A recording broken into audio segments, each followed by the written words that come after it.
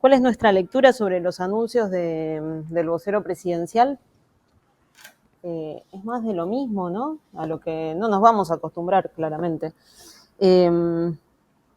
Esto de los mensajes catastróficos parece que fuera algo que los llena de orgullo, de alegría, ¿no? Vamos por más, una cosa rara, medio siniestra incluso. Que después, claro, sí, también vemos esto, ¿no? De la ignorancia y el desconocimiento profundo sobre cómo funciona el Estado, claro, por eso también lo desprecian, lo menosprecian, porque nada de lo que el vocero, que yo creo que estamos perdiendo plata los argentinos y las argentinas en pagar el sueldo del vocero presidencial porque no funciona como vocero, no sirve como vocero. Ninguno de los mensajes que plantea se condicen después con la realidad, ¿no? Me parece que es una falta de respeto. De hecho, yo si fuera parte de los periodistas que van a cada conferencia que se brinda todas las mañanas, no entraría. Realmente es una falta de respeto y me parece que es plata de nuevo, plata que estamos perdiendo. A diferencia de lo que les pasa a ellos, a la gestión actual, digo, nosotros como me tocó ser parte de la gestión anterior, que estuvo entre el año 21 y el año 23, hasta diciembre del 23 en el INAES. Nosotros estamos muy orgullosos del trabajo que se hizo, muy orgullosos y muy orgullosas, porque además nos gusta hablar así, para dar cuenta de la diversidad, ¿no? De compañeros y compañeras que llevamos adelante las tareas. Estamos muy orgullosos y orgullosas de la tarea que se hizo, de cada matrícula que se pudo constituir, de haber podido achicar los tiempos en el trámite de constitución de las cooperativas.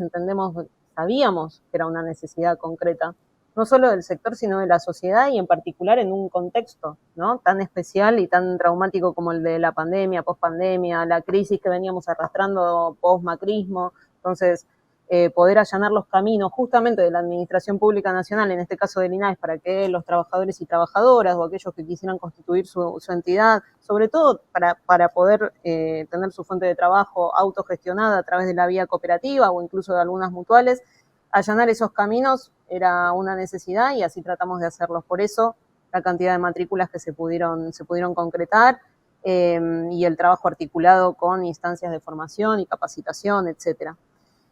Tan orgullosos y orgullosas estamos de la tarea que hacíamos y de la tarea que se hizo durante todo ese periodo, que se cumplió también con la publicidad, ¿no? De cada acto que nosotros llevábamos adelante. Las resoluciones del directorio eran públicas, estaban, por lo menos las teníamos, tratábamos de que estuvieran de acceso público a través de la página de internet del propio INAES. Esto también incluye no solamente a las tareas de las matrículas y de registro y de contralor, sino también a las tareas que se hicieron en materia de financiamiento. El financiamiento que se daba a las entidades, las gestiones que se hacían en materia de financiamiento, de fomento para las entidades del sector, también eran publicadas y ojalá que la gestión actual siga publicando las resoluciones que vaya sacando, ¿no? Y los apoyos financieros que otorgue. Porque recuerdo muy bien y con mucho orgullo que durante esos años se trató de acompañar fuertemente al sector en su desarrollo, en su crecimiento, en su potencial, no solamente en las necesidades que tiene el sector, sino también en su potencial.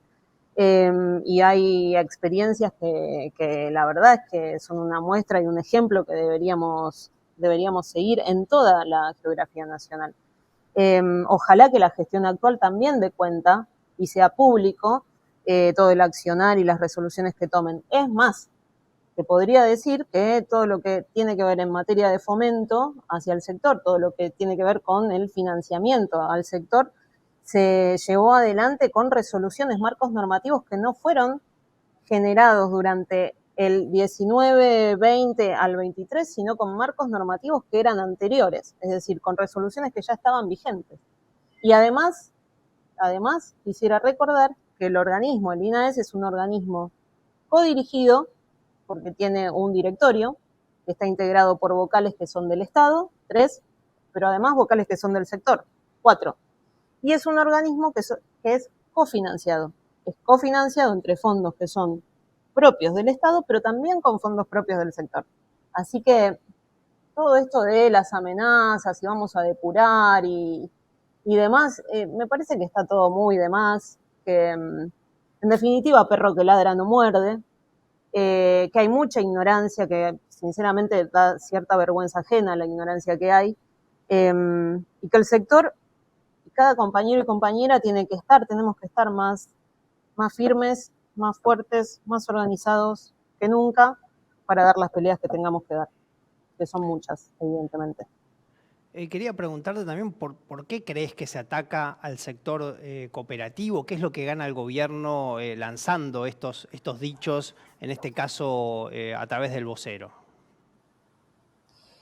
Mira, entiendo que el cooperativismo y el mutualismo marcan un camino que se construye por la vía de la autogestión, de la solidaridad, justamente de la cooperación, ¿no? Sería bueno repasar los principios cooperativos, si querés. Sí, Nosotros sí, dale. planteamos un camino, una alternativa económica que se choca de frente con el planteo de el individualismo y el sálvese quien pueda.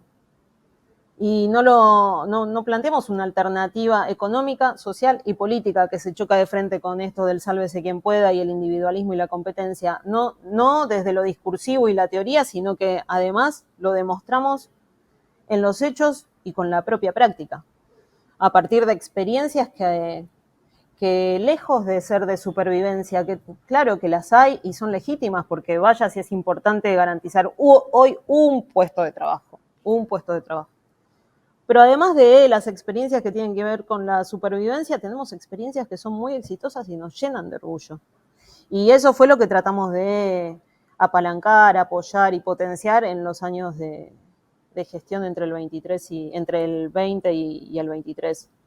Creo que por eso el gobierno, la gestión actual, va en contra de este universo que somos las cooperativas, las mutuales, la economía social, solidaria y popular, ¿no? Que en el último tiempo incluso incorporamos también esto del el vector de lo popular, lo social, lo solidario y lo popular. Pero bueno, es parte de la política que está implementando este gobierno, que nosotros además entendemos que es peor que el mejor alumno de los planes del imperialismo. De hecho, el FMI está planteando, che, guarda que se están yendo un poco al pasto. Es parte del concierto de políticas que larga este gobierno en ese sentido, ¿no? Con un programa que atrasa cientos de años, ¿no? Propuestas que atrasan cientos de años, que no se aplican en ningún estado, porque tenemos que ser sinceros, los países que tienen mejores niveles de vida tienen un Estado que interviene, que participa y que lo hace de forma virtuosa. Entonces, la verdad que los planteos que está haciendo esta gestión atrasan y dan hasta incluso cierta vergüenza en el concierto internacional. Cuando se ataca a nuestros viejos, cuando se ataca a nuestros enfermos, cuando se plantea que la vía es del sálvese quien pueda y al que no pueda se lo deja por el camino, se lo tira por la ventana, nosotros no estamos de acuerdo. Y desde el cooperativismo y el mutualismo tenemos que levantar muy altas esas banderas y seguramente por eso nos atacan y daremos las peleas que tengamos que dar en los terrenos en que tengamos que darlas. Adorni mencionó que el número de cooperativas aumentó y señaló eso como una caja que ahora va a desaparecer en base a los controles que pretenden lanzar. Quería preguntarte qué opinás de esta afirmación y de esta idea, ¿no?, del aumento de cooperativas, igualarlos con una caja de la política, digamos.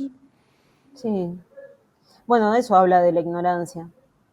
Hablar en términos de caja, no sé, esta gente debería ponerse una fábrica de cajas. Capaz que por ahí le pegan más a lo que tiene que ver con las cajas. A mí la caja, la verdad que me da escalofríos, la caja del nepotismo que está dando cuenta esta gestión. El hermano de Adorni, por ejemplo, el mismo Adorni, digo, en el papel que está, bueno, hermanos y hermanas, empezando por el presidente, etcétera, ¿sí? No se trata de caja acá. Como te decía antes, el organismo, el INAES, es un organismo codirigido y cofinanciado. Y eso hay que respetarlo mucho, mucho. Hay que tener mucho respeto por este sector. Y sí, de nuevo, con mucho orgullo te podemos decir que trabajamos muy fuerte cada uno de los expedientes que nos tocó trabajar. Eh, y es cierto que se tramitaron y se aprobaron muchas matrículas. Veníamos de tiempos donde las matrículas tardaban por ahí 2 años en salir. Y eso significa que un proyecto cooperativo, autogestionado, no podía ponerse en pie, y una fuente de trabajo probablemente no podía ponerse en pie con esa demora que tenía el Estado, el INAES, en la gestión anterior, en la gestión macrista. Eh, de hecho, yo recuerdo peregrinar por las oficinas del INAES por el tema de las demoras en las matrículas para entidades nuevas que se tenían que constituir. Nosotros acotamos esos tiempos, sobre todo por el contexto de pandemia, de pospandemia, la necesidad de formalizar fuentes de trabajo que hoy están en pleno funcionamiento. Así que es cierto, claro que crecieron la cantidad de matrículas que se aprobaron, al calor de mucho esfuerzo y de mucho trabajo. Pero de nuevo, de mucho orgullo también, porque entendíamos que ese era el rol que entendemos que ese es el rol que tiene que cumplir el Estado y en este caso el INAES, acompañar concretamente. Fuera de eso, nosotros como todos, claro que estamos de acuerdo en que el Estado tiene que estar presente y tiene que acompañar de la mano a cada uno de los proyectos.